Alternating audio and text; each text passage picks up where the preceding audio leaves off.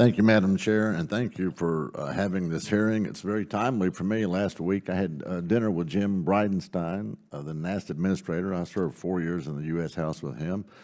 So excited about the program and the possibilities going forward. So today's hearing is especially meaningful for me. Ranking Member Lucas had an exchange with Dr. Miller and is it Jacob? Yeah. And he asked them what they thought was the most significant impact. And as I thought about that, how do we define this impact? I got a word that I think might be of interest. It's called American Togetherism.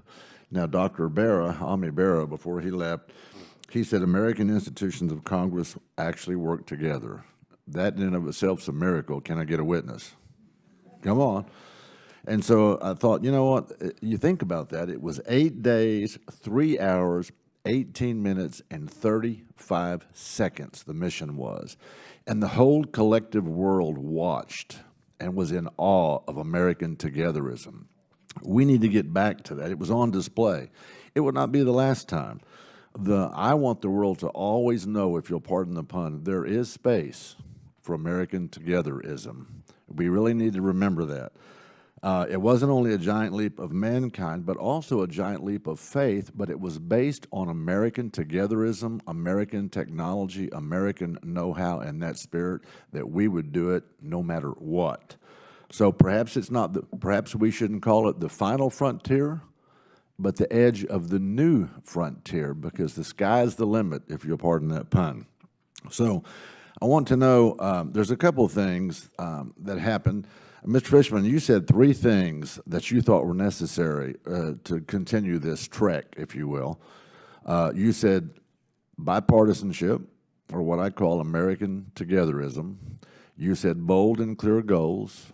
And you also said the ability to move forward, I think, if I'm quoting you right. Was that what you said in response?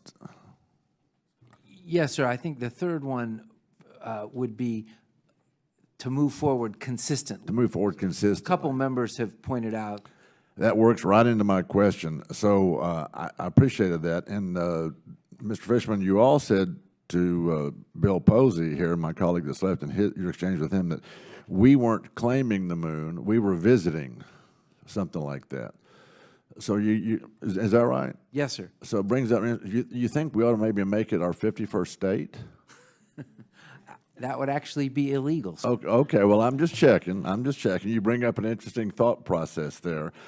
The Apollo program served a single purpose: to land a crew on the moon and successfully return them to Earth within the decade, which we all know we did with great pride and great joy.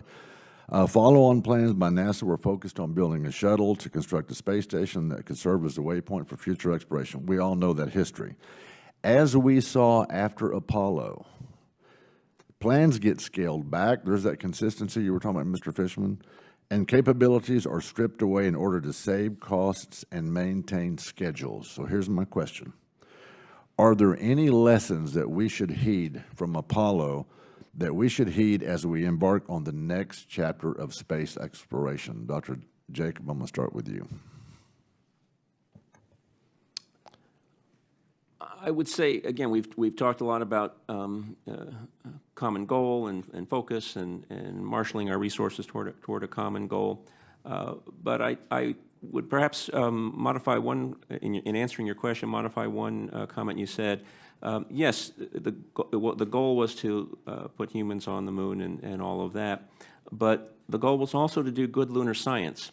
And lunar science continues not only with current probes, but also the data that was acquired during the Apollo era continues to be used to do lunar science. So our focus in these missions is not only a commercial one, not only one of sort of establishing America's prowess in space, but also to do good science and understand our universe. And I think that's... Okay, I'm running out of time. So other than the National Air and Space Museum, I'm going to jump over here to Dr. Miller.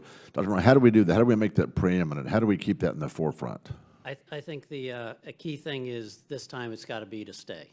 There's a sustainment element, which I think as we learn how to do that, we can apply that directly to what we do here on Earth. I think that's a key piece. I think that's the plan. And I think that another thing we got to get our all intent aligned is imagining a day without space.